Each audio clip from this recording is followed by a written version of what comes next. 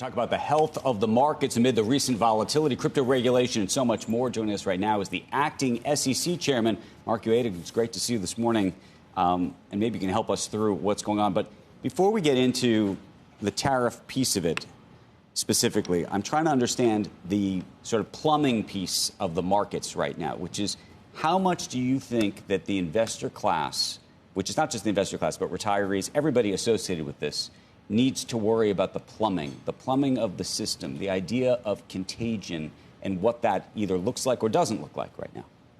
Well, last Friday, we saw the largest amount of equity trading volume that we had in the history of the markets.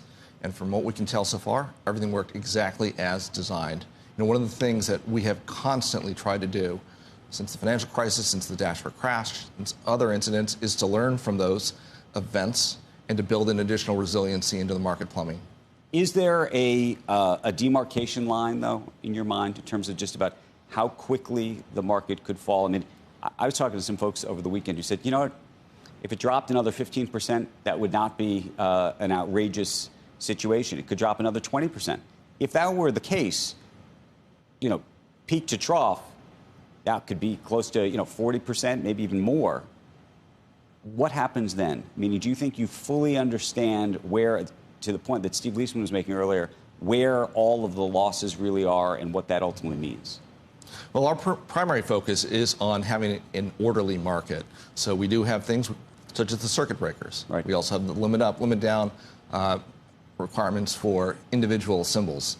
So in terms of, do we have a fair and orderly market when we have this volatility? Right. Confident of that. Now, as far as the valuations go, that's ultimately up to the investors. Right. Not up to government regulators. Investors are right now pricing in all of the new developments that are coming out and what that might mean. And so the markets are designed to deal with that. And so, therefore, if you have these terms of bouts of short-term volatility, that's what they're designed to handle. How correlated, we talked about crypto, and we were showing Bitcoin down at about 75,500. Obviously correlated with things like MicroStrategy and stocks that are very correlated. But there is this view that within crypto land, there are these holders. People have been holding crypto for a very, very long time. Some of it's come off because there's sort of a correlation with the NASDAQ and the like. But also, again, if crypto were to drop in an even more material way, does that change the dynamic because you get into a margin play, a margin call kind of play? Well, I think that's been one of the biggest questions over the last, I would say, decade or so, is the increase in correlation between asset classes. And there was a time where you would have definite different results between fixed income and equity. We've seen a convergence of the results there. That's been one of the big questions with respect to crypto. Is this a new asset class that will have uncorrelated returns, or at least a greater amount of uncorrelation that you see in the public markets right now? And then the other question, I think, has to do with what might be described as the shadow banking system.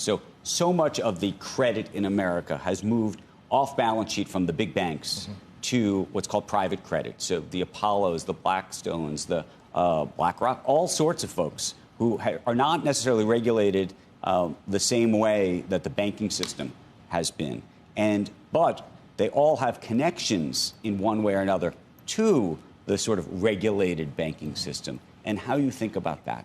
Well, there's a very big difference between a lot of these private credit shops and the regulated banking industry, in the sense that many of them are fully funded, in essence, by equity pieces, by long-term investors.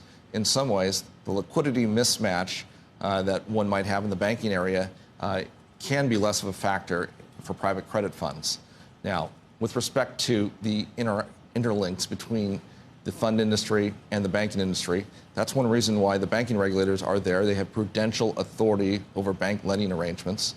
They also have prudential authority in terms of other aspects like payments. So therefore, we rely on the banking regulators to make sure that we do not have at least systemic issues on the banking side of the house. What's your relationship right now like with international regulators? Meaning, historically, folks who are running the SEC, folks who are running the Federal Reserve would call their counterparts in Europe, they'd call their counterparts in China overnight to make sure everything's okay. In an environment where we're basically telling a lot of people, pound sand, are they taking our phone calls? Are you in touch with them? What does that conversation even look like? Well, that is one of the biggest differences that we've had since the financial crisis, was the creation of the Financial Stability Board. That is a forum which allows us to regularly meet, talk with our international regulators. I've had numerous conversations since taking office as the acting chairman with them, with folks over in Europe, right, Hong Kong, Japan, other important have you talked to any of those folks over the weekend?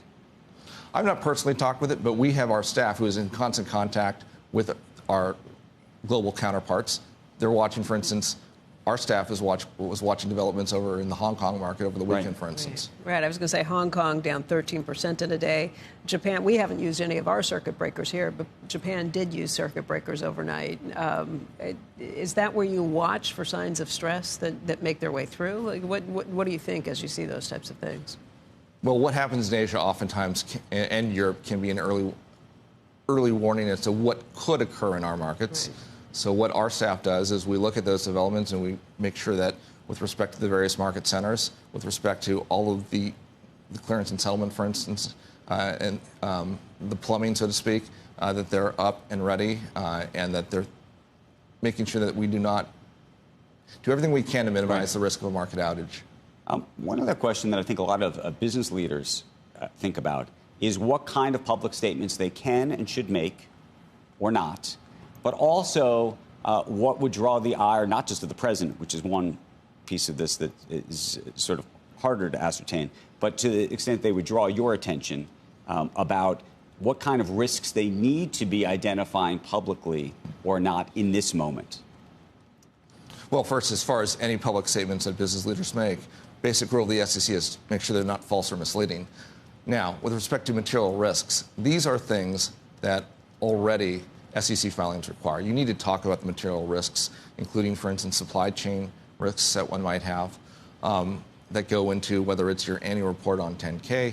Now, if there are further material developments, sometimes they'll be required to file things on what we call a Form 8K or a current report. Does everybody have to file an 8K just because everybody's business just got a lot more complicated and there are more risks to disclose to the public based on the tariffs? Yeah, largely it depends on the materiality.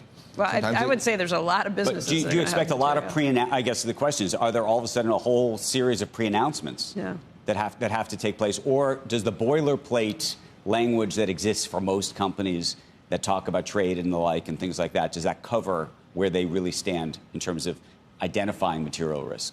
You have to read things in conjunction with the overall information environment. So we have these material risks out there, but more common is there'll be an earnings call.